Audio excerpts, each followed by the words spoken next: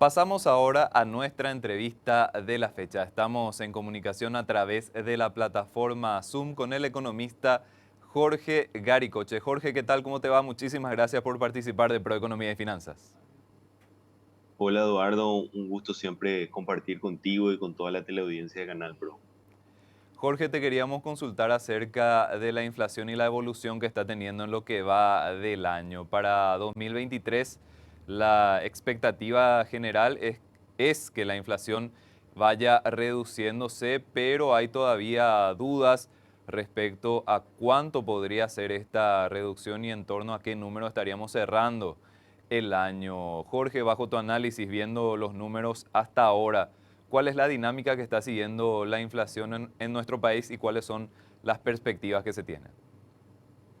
Sí, la inflación viene reduciéndose como se tenía en vista.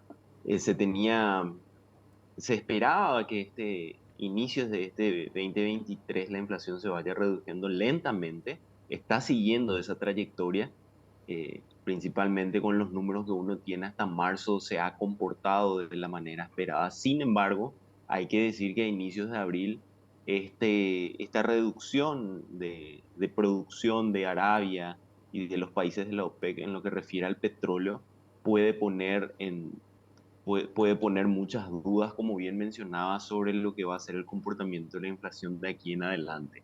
La inflación actualmente tiene un valor interanual de 6,4%. Ya se encuentra ahí muy cerca del rango de la meta del objetivo de lo que es el Banco Central. Recordemos que el Banco Central tiene un objetivo meta de una inflación del 4% con más o menos 2% de variación. Entonces estamos cerca ahí de ese 6% de entrar en el rango de la meta del Banco Central. No obstante, como vuelvo a recalcar que esas volatilidades y todo lo que sigue pasando en el mundo sigue poniendo en dudas de que ese comportamiento, esa dinámica continúe a lo largo del año. Siempre es importante aclarar acá de que cuando decimos que la inflación se viene reduciendo, no estamos hablando de que los precios bajen, estamos hablando de que la dinámica del crecimiento de precios es mucho menor a lo que teníamos el año pasado, ¿verdad? Donde los precios se disparaban de una manera exponencial, incluso en algún momento, ¿verdad? Donde subían y subían los precios, especialmente de los componentes alimenticios y de los combustibles, que terminaban afectando en casi toda la canasta y en todo el bolsillo del consumidor. Jorge, si hablamos de los fundamentos de la inflación, básicamente estamos hablando de la misma situación de años anteriores. Siempre combustibles y precios de alimentos son los que en cierto modo marcan la dinámica de los precios en nuestro país.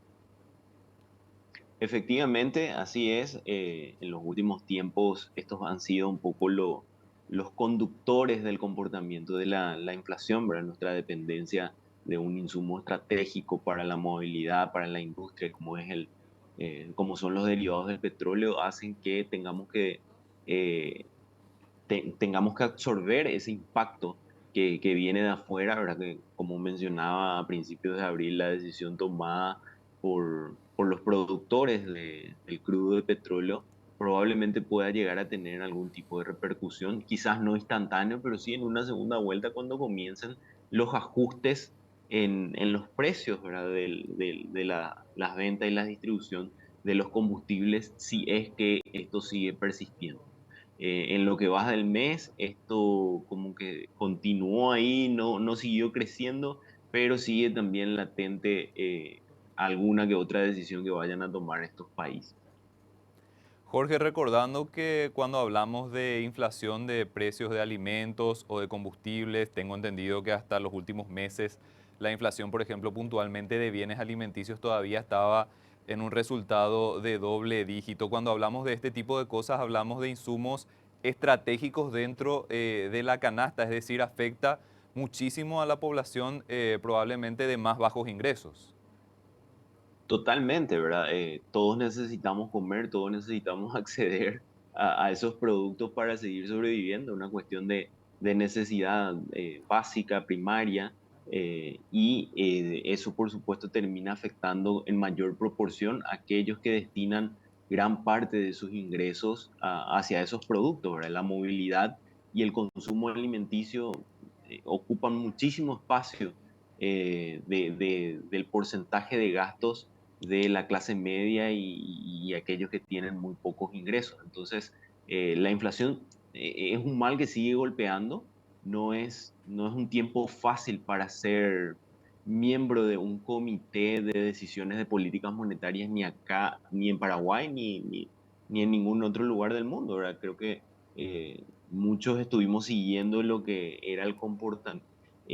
Muchos estuvimos siguiendo lo que eran las decisiones que se estaban tomando en la Fed o en el Banco Central Europeo a partir de toda esta presión que se generó en función a la caída de dos bancos principalmente en Estados Unidos, de las difíciles posiciones que tenían los balances de algunos bancos europeos que hacían que se genere una presión de muchos agentes económicos sobre bajar la tasa de interés de referencia. Recordemos que esta tasa de interés de referencia es una señal que se tira al mercado para la pelea que se tiene contra la inflación. Básicamente los bancos centrales dicen, yo tengo esta tasa de interés, voy a seguir en un nivel de tasa de interés alta porque estoy en un nivel donde no quiero que se expanda la cantidad de dinero en la economía, porque si esa cantidad de dinero no es absorbido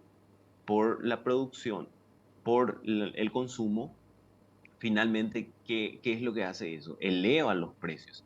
Entonces, en ese sentido, no es fácil andar tomando decisiones de política monetaria en esta época, porque por un lado, algunos se están ahogando con una política monetaria restrictiva tan fuerte, pero sin embargo, esto podría tener consecuencias mucho más graves de las que ya está teniendo. Así que no son tiempos fáciles para la toma de decisiones.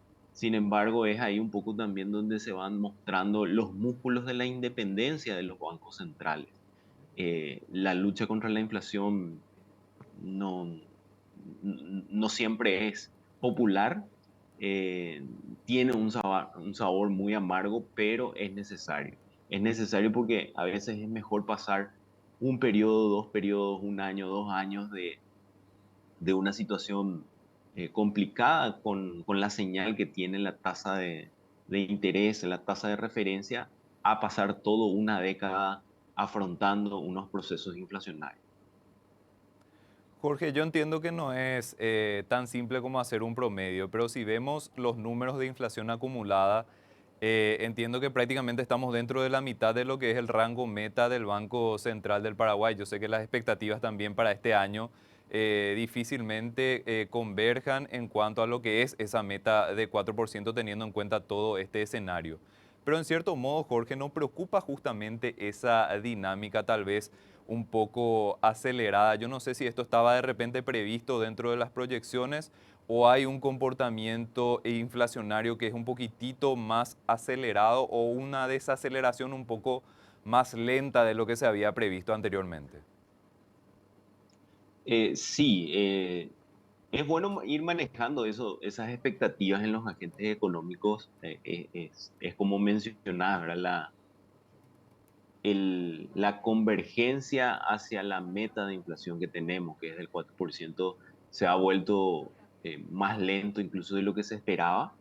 Se esperaba que esto sea lento, pero al parecer se levantó ahí un poco el freno de mano por unas cuestiones que no necesariamente vienen desde adentro, muchos de ellos vienen desde afuera, como el factor petróleo que estábamos mencionando.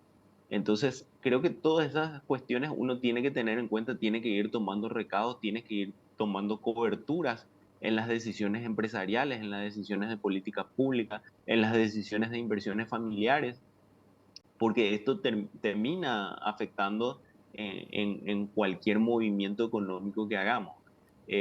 Efectivamente, esto va a seguir esta dinámica a lo largo del año. Se espera que se siga reduciendo la tasa interanual de inflación, pero no tan rápido como quizás quisiéramos.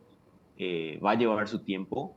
Y en ese sentido, vuelvo a insistir en que uno tiene que ir tomando cobertura, uno tiene que ir cuidando de esos riesgos que puedan terminar desbalanceando los activos de la familia, de las empresas e incluso, ¿por qué no?, también del propio Estado.